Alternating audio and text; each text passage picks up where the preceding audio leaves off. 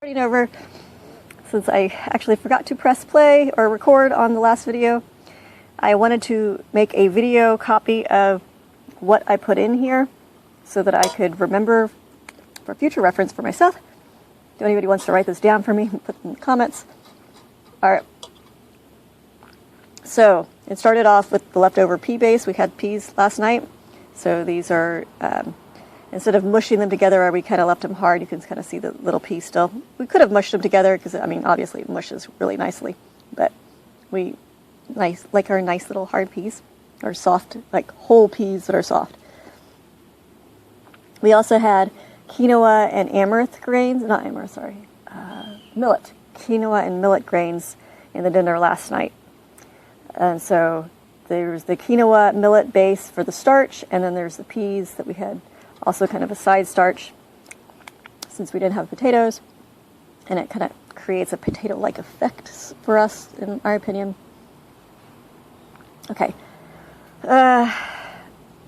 Then I like, my son always sticks a little bit of, he always sticks pistachios and some kind of nut in there for crunch, and he always sticks some kind of berry in our dinner for sweetness, which I love. So I threw in raisins. I think I would have liked currants better because I wanted to make something not too sweet, and the particular raisins I used were a little bit too sweet, so I'd have preferred currants to these particular raisins. And I made a mistake of putting cranberries in here. These particular cranberries I do not like because if you see how humongous they are, so you're going along this texture and all of a sudden you come this humongous sweet taste, and some people might like it. I personally prefer my little sweet taste to like have hints of sweet taste, not this glob of sweetness. And I don't like these particular cranberries because it's a applesauce infused cranberry instead of a sugar infused cranberry. And even though it's not a sugar infused cranberry, I find the applesauce ones tends to be 10 times sweeter, 10 times bigger, and okay, exaggerating, not 10 times, however many times. It just tends to be sweeter, it tends to be bigger. And if I broken it up and cut it up into tiny pieces, but I was doing for ease here, I was just throwing in, wanting to have, using the leftovers, wanting to get my sweetness, wanting to get my crunch, wanting to get, so I stuck the pistachios in to counter the cranberries, because pistachios and cranberries actually go really well together in a blend. Not necessarily together by themselves, but in a blend. And I also like the sunflower seeds that my son tends to put in, so I threw in some of those. We only had a tiny piece of the duck that we had yesterday. I love duck, by the way. But it's expensive, and so there isn't much around. So we only have, usually tiny, tiny pieces. But to make it last longer and a little spread out, one, you can shred it. And like I actually took a little shredder and just, kind of grated it in. And there's actually cheese in here grated in too. So this is like a whole smorgasbord of stuff. From peas, quinoa, millet, cheese because I love the texture and taste and saltiness, and just little tiny bit of cheese, little tiny bit of this. It's all those textures and subtleties that I love. But then you have I would have preferred a normal dried cranberry, every now and then small little bits of that mixed in with the pistachio. The little bits of, I always love when my son puts in a little bit of currants and raisins because the little tiny hints of sweetness. Let's see, I'm trying to think if there's anything else in here. Oh, it looks like with the peas that he may have put some lentils with it. I just spotted a lentil. Yeah, he likes to sneak in lentils and peas together. He doesn't like plain peas. Quinoa, I already said that. Okay, so the nuts in this particular one, peanuts actually would have gone well with it, but we have, what are these called? Not almonds, pecans. Pecans, pistachios for the oil. Oh, right. So forgot. So there's the protein, the carbohydrates, and then the oils. You want some healthy oils. And so for healthy oils, I put in some avocado right in here. And the pistachios and pecans have a lot of those healthy oils in them. So all three of those have the healthy oils. So if you want a little bit of flavor of meat, but you don't want to eat a lot of meat, you shred the meat up in there, you shred up the cheese. That way your animal proteins, you sneak in some of the animal proteins of B12, but you don't use a lot, and so therefore, you know, if you don't want to go completely vegan or vegetarian, and you want the salts and flavors and the B12s from the protein, you just use far less of it. So your ratio is all the vegetable stuff. That's just a tiny taste of it, just so you get that sneak in that taste that you're craving or wanting, and also the B12s. So for us, it's very important in our bodies that we get the B12s because my grandmother is, or my mother is very much lacking the B12, so we have to sneak it into her diet as much as we can, and extend resources because we don't have tons of money to buy tons of meat and healthy cheeses. And you don't want to buy just any meat; you want to buy the pasture-raised meat, and the pasture-raised cheeses and pasture-raised eggs that apparently have far more nutrients in it than a standard factory-raised one. So pasture-raised, not factory-raised. Plus, you don't want all the arsenic and all the other BS crap that they put in the factory ones. And you want your animals to be happy because happy animals produce happier meat and blah, blah, blah, blah. Rant, rave. I'm trying to think if there's anything else in here. So, protein, starch, oils, fruits. So you have the avocado is considered a fruit. The berries considered a fruit. Oh, antioxidants, high reds. You want the reds and the cherries. Cherries and cranberries provide good for your heart. You've got the nuts and crunch in there.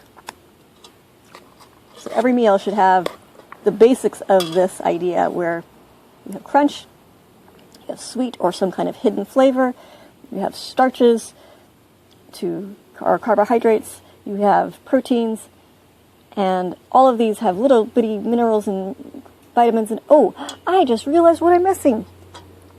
Greens. I don't have any lettuce, or no, this does not have lettuce. So I could, from our garden, we have lots of jewels of Opar out there.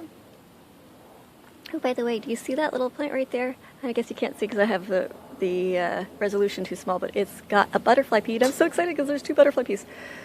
As you see by Hoping for a Garden I was all excited about the butterfly pea YouTube. Okay. But yeah, so I could stick in, I don't think I really want garlic chives in there, but I could stick in some of that jewels of Opar. No, you know, actually we have a tiny bit of moringa because the moringa tree is finally growing.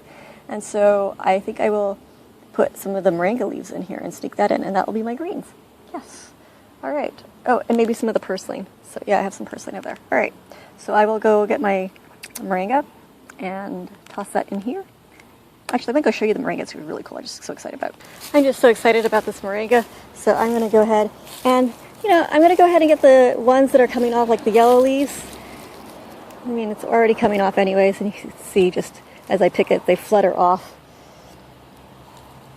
That way I let the plant keep the green plants, the leaves that are doing well.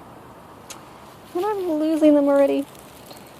But I'm just excited. Now, normally these things are supposed to grow really tall within a year, but as you can see, we are in the shade mostly.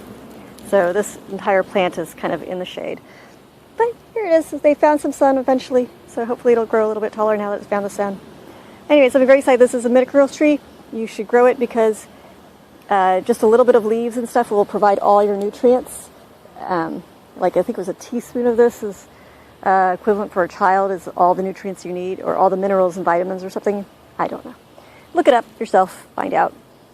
Ooh, do you see the pretty purple? It's not edible, but it's just nice to have some pretty purple in our garden. I love it. Okay, so I got some moringa leaves. You know what?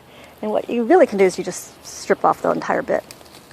Something else, I decided I wanted to stick a little bit more red in there. You can take the flowers from the Turk's cap. Actually, the entire Turk's cap is edible. But I'm just going to take a little bit of that and sneak it into my meal. I'm not going to take all of them because it's really pretty to have all the red flowers. Yum. Anyways, I am so excited. I decided to put some of that Turk's cap with flowers.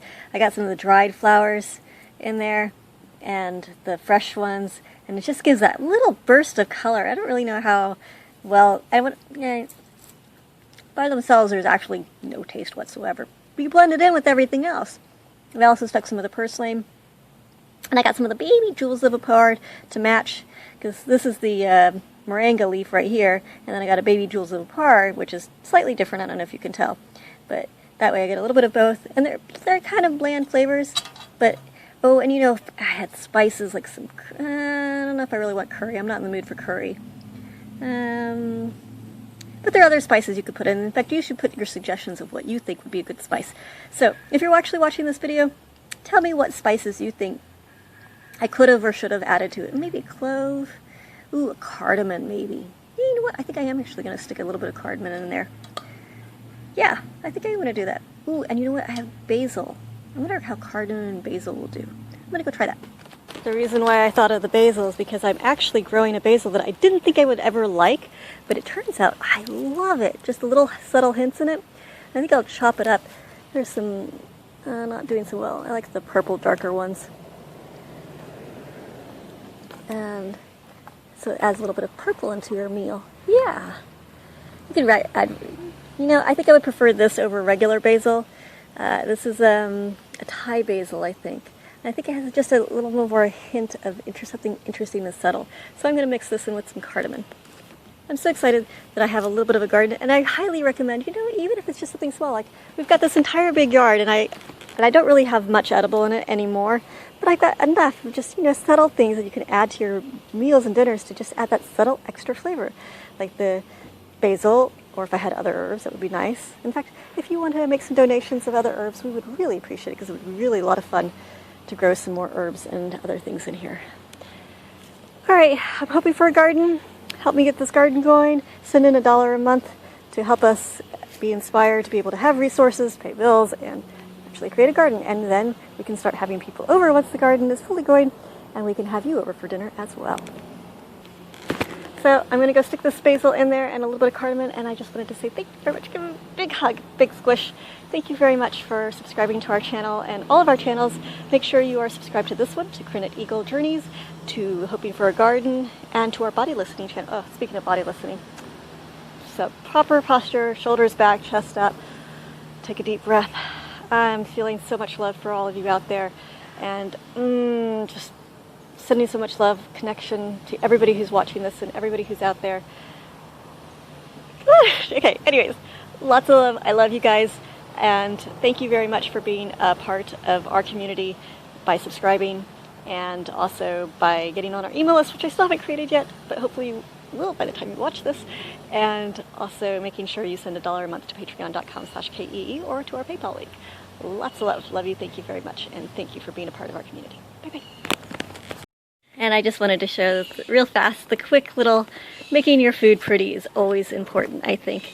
And it inspires people to want to eat the food. So you get a little tiny, if I had these little tiny forks, that would be even better, but I don't. We just have regular forks. So make your food look a little bit of pretty, a little bit of greens on the outside, because it makes it more fun to eat. And maybe Eagle will do his song for us, and we can include it. Oh.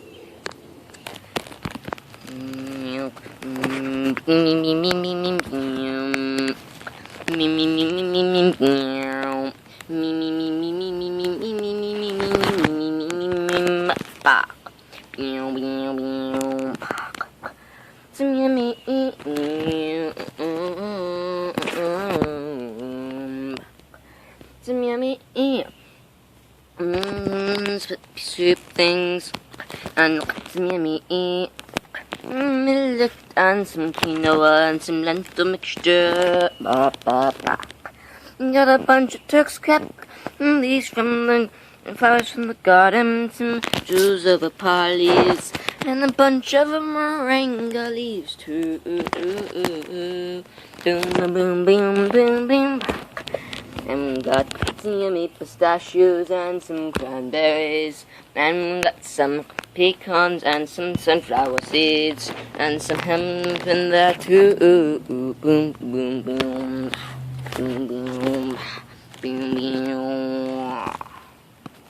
Yum, yum, yum, yum, yum.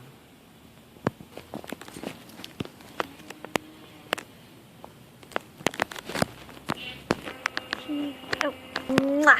Thank you.